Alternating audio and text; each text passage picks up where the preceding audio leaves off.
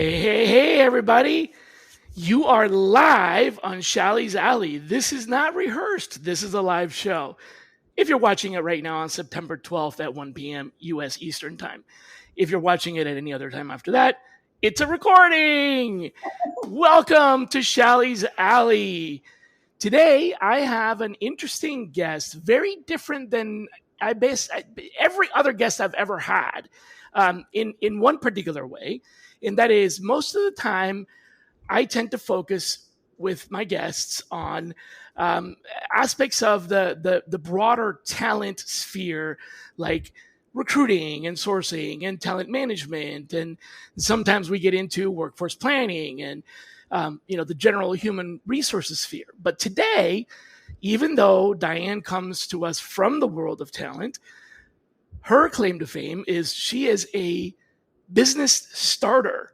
She's the igniter, the spark that gets the businesses going. So she's essentially a coach for growing and accelerating businesses. Now, that could be a talent business, which is how I met Diane, because my guest, Diane Arpag, when I asked her who should be our next guest, instantly dropped Diane's name. I mean, there was like zero hesitation. And that never happens. People usually go, oh, that's a good question. And then they stop and she was like, Diane Prince. And I was like, whoa, hold on a second. What did you just say? So the reason is because Diane and Julia worked together. Diane was one of Julia's coaches or advisors in building the business. And I learned a little bit about what all that means in a call with Diane to prepare for this call, because we never met before. And we hit it off right away. First of all, I literally was ready to buy 2 or 3 of Diane's services, like on the spot. So if that tells you anything, anybody who knows me, you know I'm very much of a skeptical person, and I like to ask a lot of questions. So I was really, really impressed. The big impressive takeaway, and I'm going to flip the screen here, is Diane has fashioned a niche business for herself, specifically helping people who are already on the success path accelerate their success. And I'll tell the story, but I want you to also tell the story. But I want to say the abbreviated version of it. She had a business. It was a staffing firm, a recruiting firm, if you will. She sold it for $28 million to a public firm. And from there, learned that the journey of staffing and recruiting leaders can be replicated if you follow some steps, some advice. So she decided that was her new calling, was rather than go start another business for doing recruiting, she decided to start a business to help you accelerate your business. Did I get it right? Is that about right? You did, Charlie. And also, I do have a new staffing agency, which is... Oh, okay. All right. You did that too. Can't help yourself, right? Yeah, my virtual assistant Offshore agency. And actually, Julia also avails of our VAs to... that was the service that I was thinking about buying. Yeah. It's a VA business, which is, if it's like everything else you touch, it's probably really well organized and well run. So, you bring together entrepreneurship, staffing, offshore, team building, and a EOS style business coaching that is no nonsense. And to me, I'm the no fluff guy. I'm always like the brass tacks and no fluff. And then you also have this sort of funny humor, not funny like, ooh, that's funny, but like funny humorous keynote energy. So I had a couple of questions for you. The first one of those is, what was the most transferable lesson from your launch and sale? From the sale? Yeah, from the launch, between your launch and sale of that first company, what was the most transferable lesson that leaders should be applying right now? Okay. Just one giveaway. Okay. One is the fallacy of sunk cost. So if something is not working, stop doing it, no matter what you've invested in it.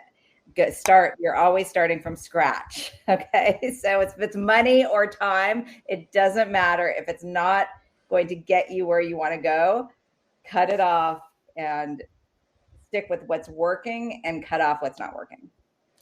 Nobody gave me that. I went to business school. I took courses in entrepreneurship. I have a double degree from a pretty reputable school. Nobody ever told me that, ever. And so I spent $750,000, not all at once, but over a period of several years.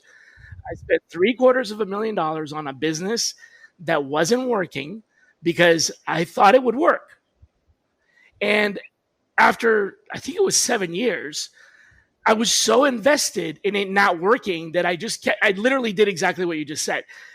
I kept going because of sunk costs. I didn't call it sunk costs. I mean, that wasn't what was going on in my head. But what was going on in my head was, I've put so much effort into this. It has to work. Like, I know that it's got to work. And it was like a devastating decision when I finally said, you know what? This is not working. Like, I've put so much money into it. And it's just, I've put more money into it than I got out of it. And the best part is I was generating revenue and making money to the tune of 1.8 million a year on another aspect of the business. And I was still taking profits from there and trying to put it into this other thing because I knew it had to work, right? Problem was, I was way too early to market. It was a training business, but it was online training. And the world just wasn't, this is pre-COVID, and the world just wasn't ready for that. And when I finally gave up, 3 other companies started doing the same thing, but they started from scratch and they're successful. And you have no idea how much I kicked. I'm like, and I think, what if I had stayed the course? No, I know that the direction I was going was just the wrong one. The other businesses do online training, but they do a completely different kind of training, and it doesn't compare. We wouldn't even really have been competitive, but they were in the online training business, which just took off. And I sat there going, these guys just passed me going 120 miles an hour, and I've been pushing this car uphill for 7 years. Yeah. So that lesson that hits home so strong. But tell me why I did that. Why do people do that? Okay. Why do people just not like, it's a logical, if I was advising someone else, I would tell them, yeah, stop doing it. It's not working. But I couldn't do that. Why? What was driving me? Oh my gosh. I don't even know why people do that. And I heard that advice from my dad, like the very beginning. And he's been in business, like he's an executive, or he was an exec, like a, corporate executive and not an entrepreneur. I think it's human nature. I think it's like, I don't know exactly. I mean, I gotta after this, I'm gonna Google why people do that. It's like, I feel like I'm building this castle in the sand, and I'm like 3/4 of the way there, and a wave comes in and dumps it, and I start building the same castle in the sand in the same place. Yeah. Why didn't I think to move the damn thing, or start using bricks, or like? Yeah. I'm like, no, this vision of mine of this beautiful castle is going to have to become a reality. So I'm literally going to start over with another $250,000. Yeah. And then the wave comes in again. And I'm like, wait, no, I wasn't ready. And I do it again, But when you said, Shally, like when you mentioned kicking yourself, okay, another lesson that I've learned since. Not to do that, yeah. Is, well, right. I've learned that you can't change the past, even no matter how recent the past is. Right. Because I used to think you can't rewind even 5 seconds. But just 5 minutes ago, I can still change it now that I realize that can't be changed either. Man, where's the 10-second back button like on the old TiVos? Bloop, bloop, bloop, bloop. Can I get a do-over on that? So that's a really important lesson.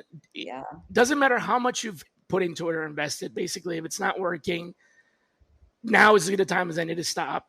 Whatever you put in, maybe you learned something from it. Maybe you didn't. I think at the end of the day, I did learn a lot from that business, and it's probably going to help me be successful in my next business. I just I hesitated for 5 or 6 years to start another business because of that, because of the like I'm the kid that put the fork in the outlet and went zap. Ow! I'm never doing that again. You know what, Shally? Before I started coaching, so I had after I sold my second staffing agency, I started a clothing business, and that was a total failure. And it was really hard for me to kind of brush myself off. And it wasn't until I started business coaching that I could relate, because I heard so many other founders' stories and stories of founders who had a failed venture, and it was so hard to just recover mindset. And it took me a while to start another business too. I was just, after even though I had success before, it can really take a toll on you. It can, yeah. I mean, I started one that folded because of September 11th, the attacks. We were in business and we were doing really well, and we're slated to do a lot of growth. We had booked 27 ExecuTrain facilities for the coming year. And then the towers fell and everybody canceled. Yeah. And of course, we'd already booked these. And so ExecuTrain was like, y'all got to pay us because you signed the contract. And we were like, well, can we negotiate? I mean, I'm like, let me tell you, I could just go out of business and declare bankruptcy and not pay you anything, or can we work something out? So we worked something out, but that one folded. Then I started another one, which I sold, and then another one, which got acquired and merged, and I stayed there for a little while. And then I started the other one that didn't work. So, I had one failure that was entirely not anybody's fault. I mean, you could point fingers, but nothing you can do about that. And then I sold one and merged another one, and then another one that failed. So now I'm starting on my fifth one, and I do have a little bit of track record, but I am doing a lot of other things right now. One of the things is I asked for help, right? Last time I was like, no, I got to do it. And I like put my nose to the grindstone and but one of the things I did this time was I started looking for a, virtual assistant, someone to help with, accounting and stuff like that. Cause I just, that drags me down. So yeah, totally. Tell me about offshore teams though, because I've had it.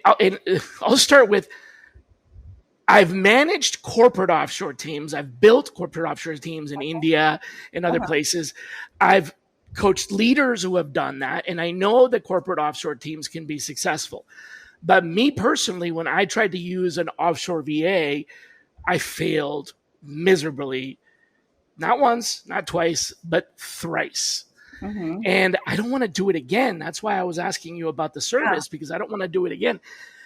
Tell me about people who hesitate to build offshore teams because they've heard my nightmare and other nightmares. Yeah. And what is the single? Yeah, that right. So they hear about these nightmares. What's the single biggest mindset or shift that they need to make in order to succeed? Yeah. And that's what I set out to do, because I had the same failures, and probably way more than 3 times. And I set out to, okay, I feel better. One thing I've learned from my businesses that I've successfully exited is how important team is. You cannot build an exceptional business without an exceptional team. So it's so important to have the right people in the right seats, no matter where they are in the world. And also, so I set out in this business, because we have so much access now to global talent. I set out to solve that problem first for myself. And I thought, okay, how can I crack the virtual assistant code? How can I create a business where offshore talent is basically doing all the stuff that I'm not good at and all the stuff I don't want to do? So that was really what I set out to do before I scaled it. And it was, in part, I learned how to I don't know if it's best, but I learned how to manage in a way that I hadn't known before, to manage offshore people. And then I found the right group of people, and I have an exceptional counterpart in the Philippines. I have a counterpart in India there are heads of different virtual assistant kinds of, like, virtual assistants in their countries. And so what we do is we have a co-managed element to it. So because it's so common that people have VAs, they fail for different reasons. One common reason is because they're not really managed. And a lot of people come to us and they're like, I don't really even know what my VA is doing. So that's really common. Also, you can find somebody and then they can kind of go away. There's a lot of challenges with it. So what we do is we place people, we recruit, we find people, but also I get to know, I'm here in the US and Arizona, I get to know all of the virtual assistants. So it's not like just finding someone on Fiverr. We train them. We have best practices. We have office hours. We had the most fun office hours this week where everybody, all the VAs presented their businesses that they're working on, which was really cool. So we do a lot of training with our virtual assistants. They also have direct access to me. So like Shally, if you had one of our VAs, if our team was helping you, then they would have access to me where they'd be like, hey, Diane, I'm working on this, whatever it is. I'm working on Shally's newsletter or something like that. How do I do it? Whatever. Yeah. Right. Yeah. Okay. So there's a little bit, so that makes it, I understand kind of the backup. They have backup, but what is the mindset that people have to shift in order to, I guess, accept that? Yeah. Well, there's two. One is the delegation mindset. It's that entrepreneur. Like I have a lawyer who I work with. He owns his own law firm, and it can't be done right unless I did it. Yes, and he also felt guilty to delegate. He was like, my first it was his paralegal who's here, and he's in Tennessee. It was his poor thing. Friend. I don't want to give her any more work. Yeah, he's like, and he kept on saying, he's only 25. I'm like, that's okay. Like, just to still delegate, give him stuff and challenge him. So then my client actually started delegating, and then he was like, okay, I get it. And then he started using A-Team, our virtual assistants. He started unlocking all this money because he wasn't getting all his billing out on time.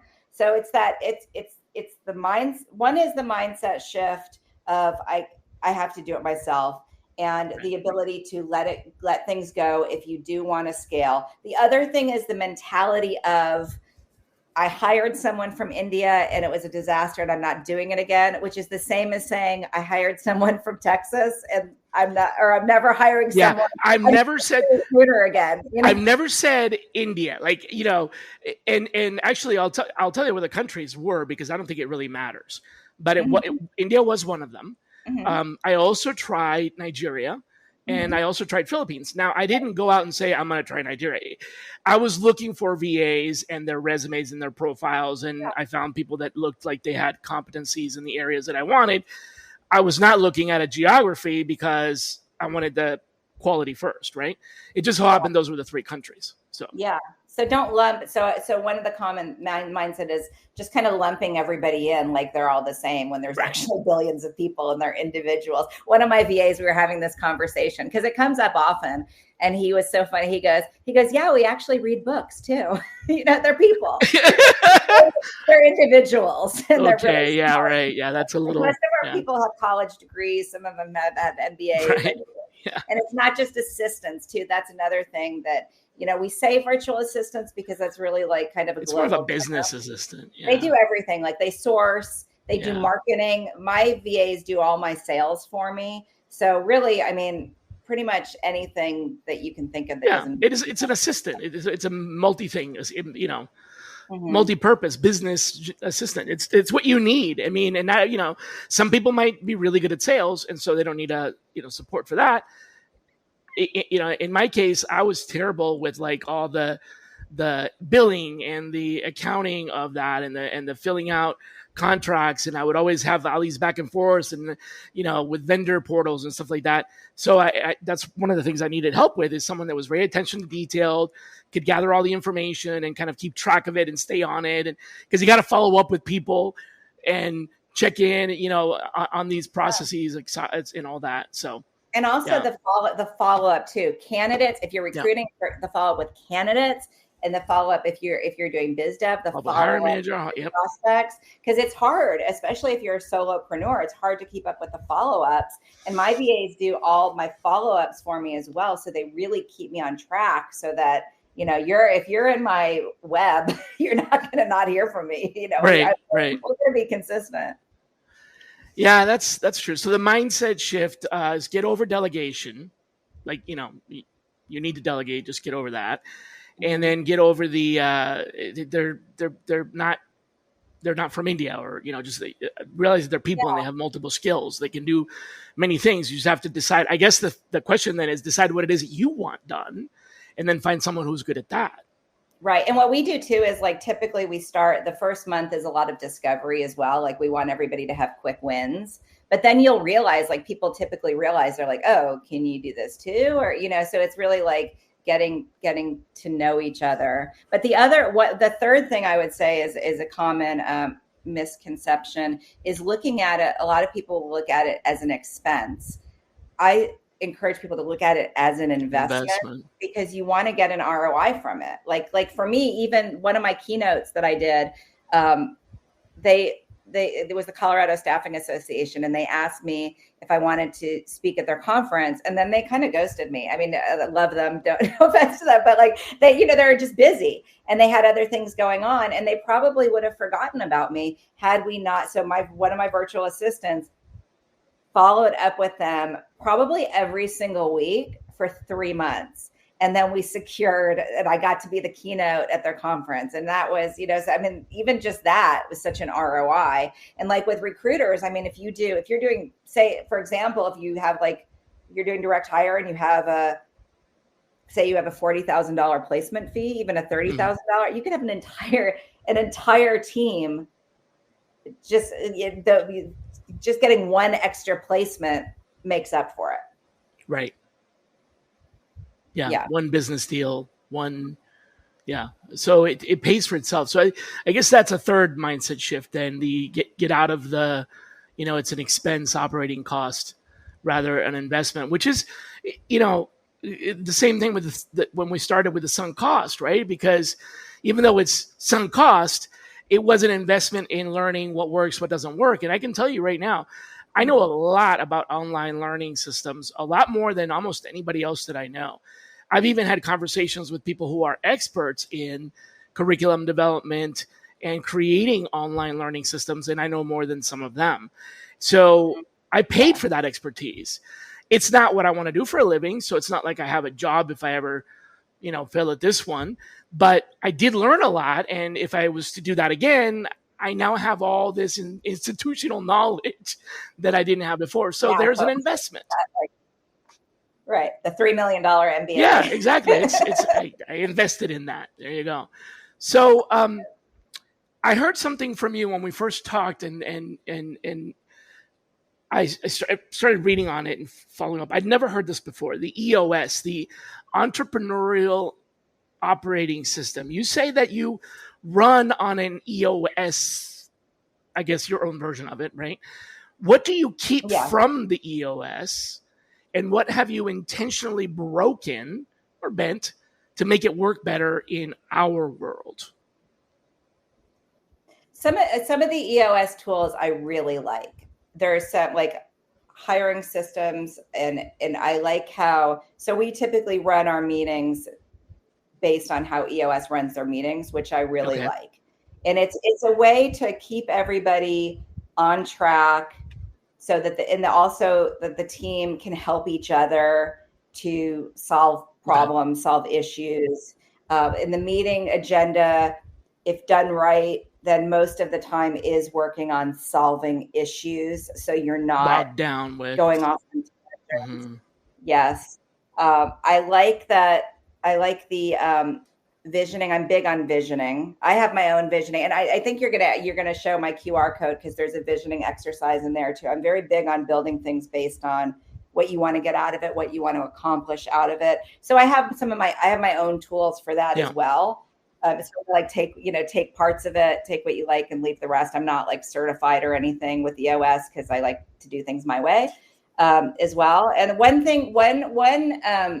pitfall though that I've seen with EOS is make sure that things matter. Like because when you're reporting on your metrics, for example, or your rocks, which are the most important things you have to get done in the next 90 days, which I love the rock system. However, you want to make sure that there's consequences if people are consistently off track, if they're consistently not hitting their numbers, because I've seen it operate before where people just show up to the meetings and they're like, not hit, not done, and there's no consequences. So you want to make sure that you do have some kind of consequences, and also that your numbers, your metrics that you want people to hit are meaningful. They're measuring and something attainable.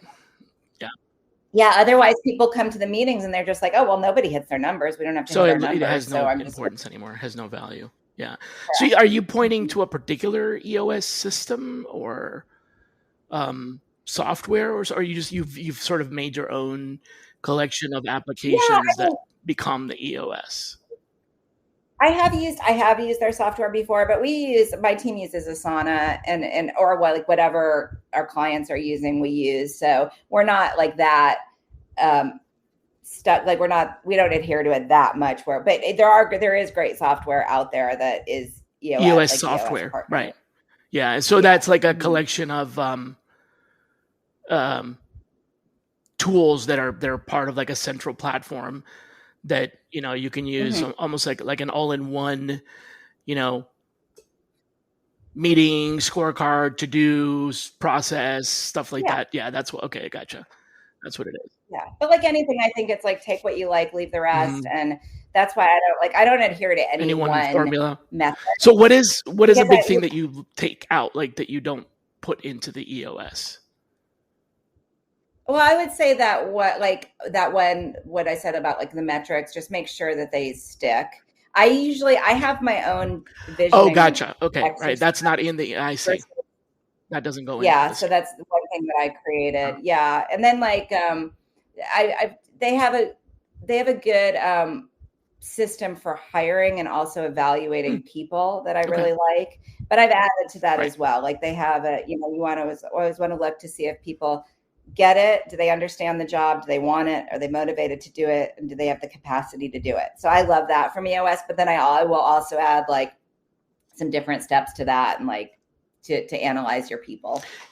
Interesting. Yeah. So that's your secret sauce, which wouldn't be in there. Sort of a sidebar on this. I as an advisor consultant to TA leaders and hiring organizations, I get asked a lot of questions about technology, what technology to use, etc. And in my travels, in my 30 years doing this, I can tell you that more often than not, leaders buy tools and technology that look like they're going to be useful or promising, and then they give it to the recruiters and the recruiters don't use it. It happens very frequently. And there's not like a single, I can't point to one app or one technology. I mean, I could. LinkedIn is one of them.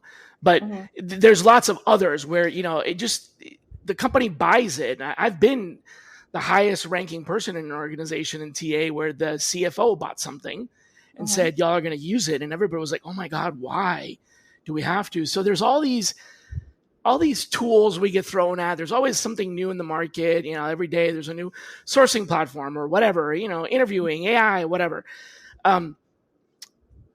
What advice do you have for people around kind of like, don't get attracted by that bright, shiny object jingling in front of you? You know what I'm saying?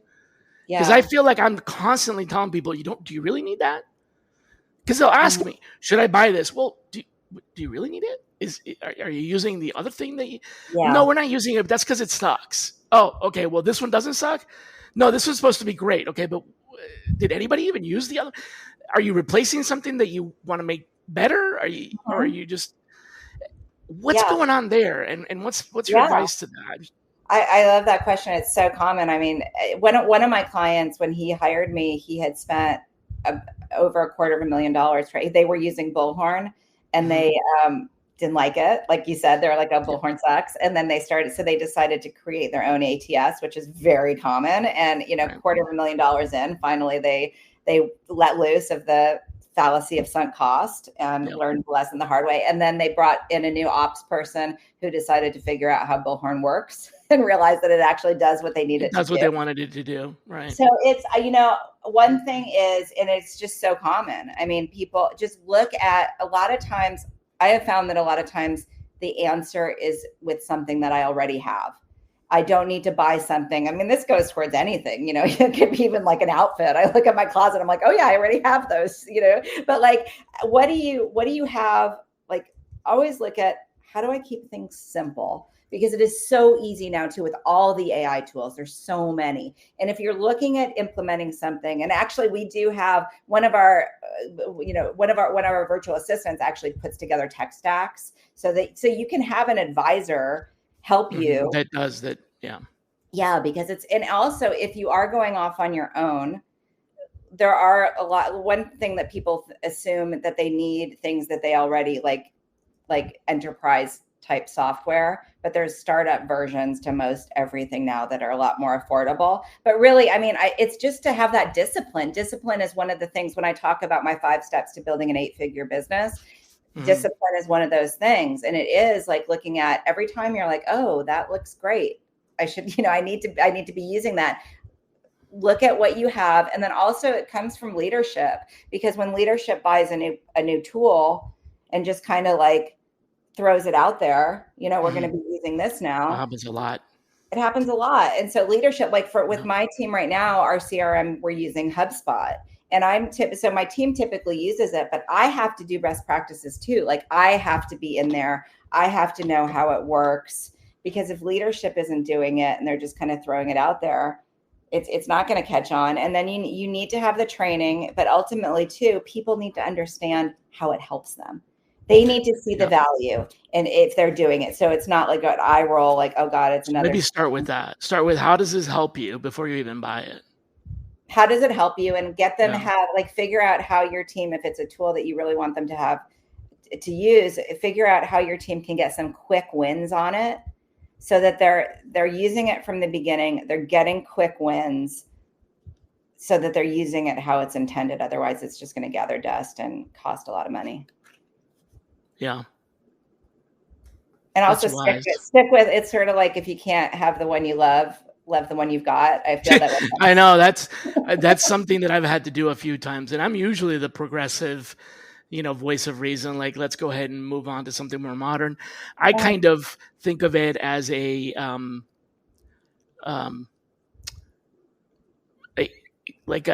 deck of cards in a way, right? Or Lego bricks. I did probably a better analogy than this, but there's never going to be an ace card that wins every hand. Yeah. Which is a single technology that's going to do everything. You really can't have a best in class of everything in one, whatever, ATS, CR, whatever. Right. And so that's where I usually look at, okay, well, what do we really need? First of all, do we really need a CRM? If we have an ATS, can the ATS do what we need? If not, then then we know we need a CRM. Let's get something. But a lot of times they're like, well, we want an ATS that has a CRM built in. And I'm like, well, hold on a second. Those two things are not the same. It's not a CRM is tracking the relationship with a person. An ATS is tracking the process of an opening and closing of a rec. They're not related. Well, if you have because this is a common thing that people get wrong though, if they're coming from enterprise, is that they want them both in one. Well, but they are both in one for third-party agencies. So like for staff, it depends on, right. Like Bullhorn has CRM, Recruiter Flow, they have CRM and ATS. So one common thing that I'll see is when people start their own agency, they'll use like Greenhouse or Lever, but those are for talent. Those are not for agencies. That's an ATS. Yeah. Right. So I would, not to counter your point, but I would argue that in the staffing agency world, they're all CRMs. They're not really ATSs.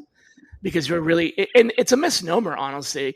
I think it's a really big misnomer. They call it an applicant tracking system, but you're not tracking applicants. You're tracking requisitions. And I'm going to argue with you on that, because I've used on requisitions or on applicants. Which one? On applicants. Both? A good ATS also will track applicants as well. So it'll track clients and applicants. It should, yeah. But you end up with, when you go into a multi-tenancy kind of situation, not a lot of ATSs handle that really well. So if you're a search firm, you have multiple clients and you might need to have multiple, silos. So there's a whole nother level of complexity there. I think the CRM system is better suited for agency and the ATS system is better suited for corporate. But like I said, a CRM that has an added ATS, usually not the best one. An ATS that has an added CRM, usually not the best one. So sometimes you do need a separate one, and sometimes you can put them all together. But the mistake a lot of people make is that they then buy the CRM, the ATS, the sequencing, the enrichment, and then before you know it, they got 27 tools. And not to name names, but this one organization had a requisition management software, and they had a different one for finance that they did for talent. So you literally went from a CRM to an ATS to an HRIS to a internal requisition management system to a finance system. It like just this giant loop, and it's like, what? And whenever it conflicts, A conflicts with B or whatever, it's a nightmare. So, and by the way, so like a little like shout out to my team too, because they figure it out. So I'll be like, right. Like we did decide that we were going to move from spreadsheet to a CRM, and they figure it out. They're like they do all the. I do not like software demos. That's like one of my versions of personal hell is watching a software demo. So they do that stuff for me, and they will analyze and they'll evaluate. Right. And so you see, that kind of answers the question, which is, if you're the leader, don't go out and buy every app and then force your team to do it. Have someone, like you delegate it. Like, that's a good answer to that question, because if the CFO says, I'm going to buy this tool and everybody has to use it, the recruiters are going, why do we need to do this? What we already had was already working. Yeah, and then the recruiters don't have buy-in, and or they don't use it, or they use it incorrectly, so that's actually a really good answer to the question, is make the decision at the appropriate level, right? If it's an app that's going to help people at level 3, then have level 1 and 2, recommend, but have level 3 decide. Don't decide for level 3, Yeah, totally. That's a really good answer. Talking about scaling, or let's kind of talk a little bit about that. What piece of advice would you give agency owners that actually makes them uncomfortable most of the time, but ultimately save their business? Like, the uncomfortable truth. Yeah. It could be, I'm sure there's many, but, just pick one.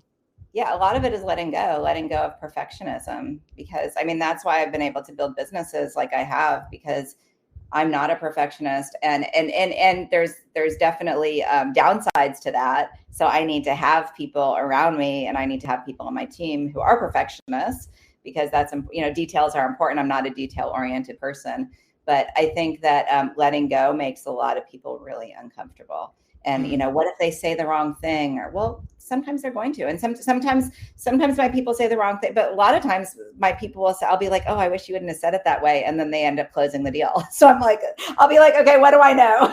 Right. They read the room. So, also sometimes people, they're going to do things. They might not do things exactly the way you would do them, but you might not be right. But they might actually get them done better or faster or more of it or whatever. So I guess the uncomfortable truth or advice that I'm going back to trying to answer the question myself here, based on what you just said, is learn to let go of the things that you feel like only you can do, and find out if they can do it. Let them do it. Don't just. Yeah. And things will not. If you want to scale, things will not be perfect. Things are not going to be, by the way, if you do them all yourself, they're not going to be perfect either. That's a good point. Because the more you do, the less well you do it. So my friend Amanda Janal, a friend and colleague, we've worked together actually multiple times, is very fond of the saying, perfect is the enemy of good, which I think kind of summarizes the concept of, if you're trying to get it right, so right that it's perfect, you probably already past the point of you should have turned this in a while back. Yeah. It was good enough, and then you just went too far. Yeah, that's hilarious. It's a control thing too. It's a mindset thing and a control thing. I'm hearing a lot of mindset. Yeah. Ah. Okay. So, for people out there that are maybe thinking about starting a business, this is actually a pretty opportune time or climate for that. People have come to me in the past and said, yeah, what do you think about me going out in there, hanging my own shingles, starting my own, staffing business, etc. And sometimes are the right time, and sometimes are not the right time. It seems to be when there's this boom of activity where people just all of a sudden think, oh, there's lots of job openings, I'm going to go start a business right now. And I don't know if that's necessarily the best time or not. I also think that people are like, oh, hiring, the market right now is really bad. It's not a great time to start a business, but that's exactly when Julia started. So Like, I guess let me try to put this back into a question for those people out there that maybe are, they're solopreneurs, but they're thinking, I'm going to start a search firm. I don't want to do consulting anymore. I'm going to start my own search firm. What should they ask themselves? Like, as far as, is it the right time? Is it? Yeah. Because what I'm saying is it may be a good time if it's a boom. It may be a good time if it's a bust. There's no real answer to that. So what should they ask themselves? Well, and Julia is a great example. So one thing, ask yourself, and if you go on my code and my QR code, there's a visioning exercise. So the first thing is, what do you want to get? What do you want to get out of your business? So like for me, the reason why I started a staffing agency is because we wanted to build a business that we could scale and exit. That was it. That's how we chose staffing, because that model can do it. So looking at like, what do you want to get out of your business so that you're building a business around the life that you want. Okay. So you wanted to scale and exit. You didn't want a business that would grow and be your retirement plan, which would have been a different model. Got it. Correct. Could have been. I mean, so look at always. You would have built it differently. Yeah. Yeah. And it's so, entrepreneurship, I believe, is so individual. It's an individual kind of, I don't know, unique, what I'm trying to say, but I think, it's an individual pursuit, and it's a creative pursuit, I believe. And I'm glad you brought up Julia, because when I was coaching her and coaching other people alongside her, it's been fascinating to me, because you'll have two different entrepreneurs in the same exact niche building the same exact thing. And one of them will say, the market's terrible. The market's too soft. Yeah. I'm having, I'm struggling. And then the other person will be saying, like, Julia, I just hit this is the perfect time. Right. So it's again, mindset. It is, but you do have to have, timing is a real thing. If you start selling typewriters, you're probably not going to do very well if you're doing that right now in 2025. So timing is important. You do have to have a market. So I'm not saying that that's not important. Right. So you have to, but so what is the question then? Is it, what's my market? That's part of it. And also in my QR code, there's a niche exercise. So you have to make sure that you do have, that there is demand in your market, but it's also, is it right for you? Some people, like my dad is a huge influence on me. He worked his way up he was a corporate executive for 35 years. And he's like, I could never be an entrepreneur. It's really hard for me to work for other people. I'm such an entrepreneur. A lot of my friends aren't. They've been at corporate jobs for years. So I think it's knowing yourself, because nobody can answer that question for you. It's just like people ask, well, how do I know when I should quit my job? And so some people will build their businesses on the side. That's always been really hard for me. Like when I first started my first business, attention's kind of divided, right? Yeah. So I'm always like all in, even though it's more stressful. Everybody's different. So knowing yourself, because it's not going to be easy. Know your market and know yourself. So what is your market, and know how you, well, I guess 3 questions then really. What's the point? Like, are you trying to scale to sell, or scale to, have a retirement plan, or are you not trying to scale? That could be another one. Could you just be a lifestyle business where you want enough? Exactly. You want recurring revenue that lasts a while, and you don't want to, you're not. Yeah. So what's the point of the business? Does it fit you, and what's the market? If you have the market, it fits you, and you know what your exit path, whether you have one or, if you have an exit path or not, and if you do, what it is, then it doesn't really matter what the economy does. Not the economy. The timing is different than the economy, right? Timing has a factor to it, and then sometimes you need to know when you pivot or not. But if you, if you look at, did you ever read Good to Great? Do you know that book? Yeah. The way they talk about like how Sony is an example of a business that started with a vision of putting Japan on the map of being an economic power. It wasn't electronics. And I think they started with doing like kitchen appliances. So it's more about the vision and what you want it to me. It's always about like the vision and what you want to get out of it. And then, so your why is one thing. your vision, and then strategy is another. So you can your why, your when, and then your that's the what, the goal. The how. Okay. The how can change. I mean, your why can change too. That's your vision, and that's why I always look at mine quarterly and assess: is this still what I want to do? Is this still my vision? So assess your vision quarterly. Answer the why, and answer the how. As in, like, is the how? Do I still see the how as a way to get to my why? If not, you can change the how. Everything comes back down to algebra. That's crazy. Well, folks, here is the QR code once again to download actually do the exercises. And so take a snapshot of that. I also wanted to, something that I haven't done, but I need to learn to do more, is promote my own business on the show. So I'm going to put up a QR code to the downloadable that I just published, which is an AI browser guide for anybody that's in talent acquisition or recruiting.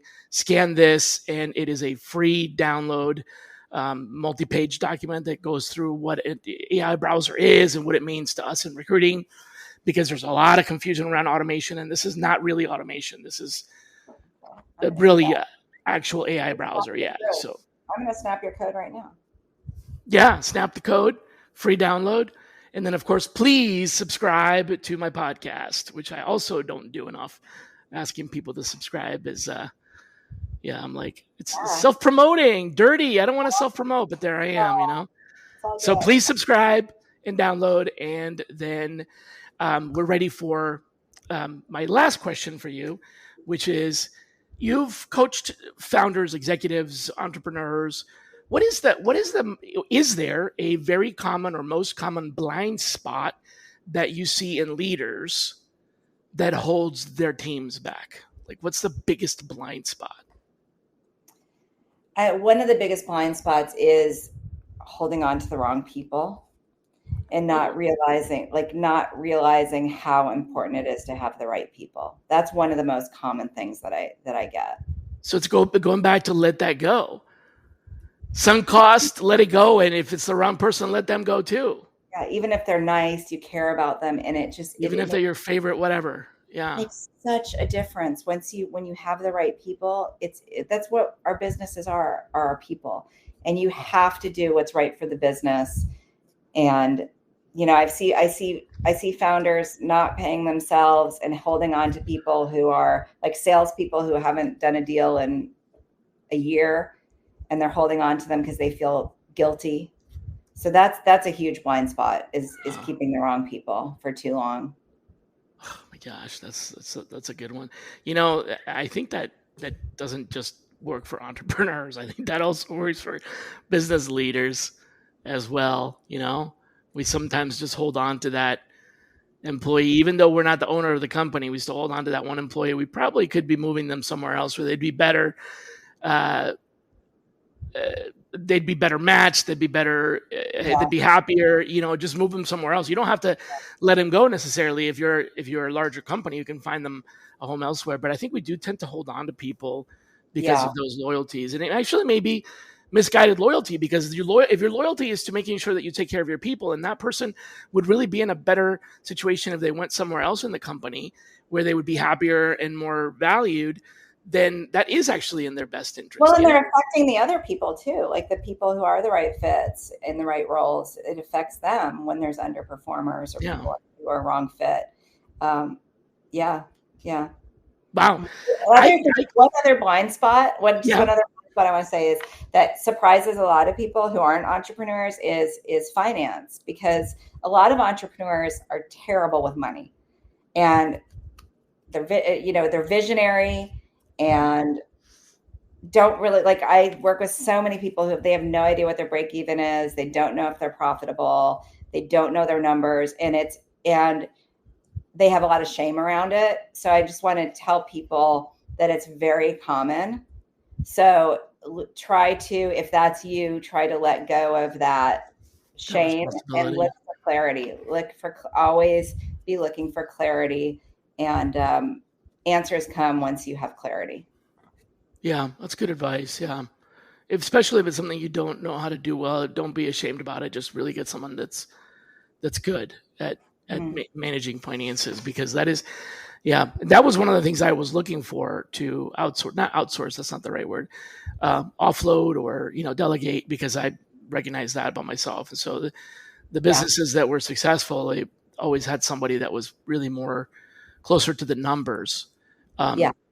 Because I just wanted to see where we were going, what was going on, but it shouldn't be my decision, on the day-to-day accounting, because I'm not the best person for that.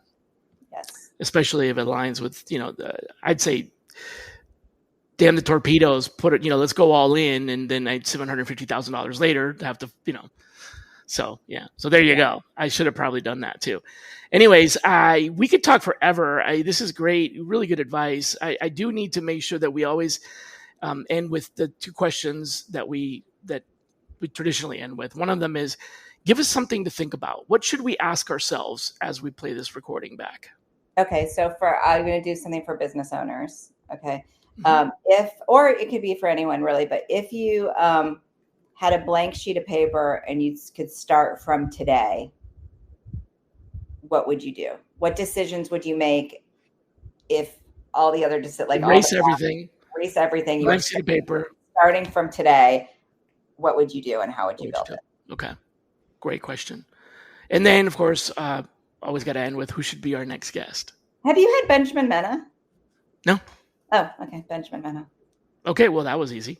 Awesome. Because Julia already said me, so I was going to say Julia, but no, Benjamin, totally Benjamin Mena. He's amazing. You'll love him. Wonderful. Yeah, I will reach out as soon as I can here. Thank you for that. Well, one more time, folks, if you want to get in touch with Diane, there's the DianePrince.com, and of course we have the QR code. Sorry.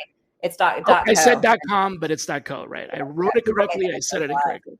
She's like DianePrince.com is like a realtor somewhere or something. Oh, geez. Okay. So if you find a realtor, that's not it. DianePrince.co, and then there's the QR code for Diane. Here's my downloadable QR code. Yay. So we're full of QR codes today. And please subscribe. And with that, I bid you farewell. Be kind to yourselves. And please join us back next week. Our guest next week is Steve Bartel, founder and CEO of Gem Software. And yes, it's a repeat offender, and that's because we didn't finish an argument that we had, and we need to just kind of wrap it up. So he's coming back. It's going to be a happy time, fun times. We'll see you guys all next week. Bye-bye.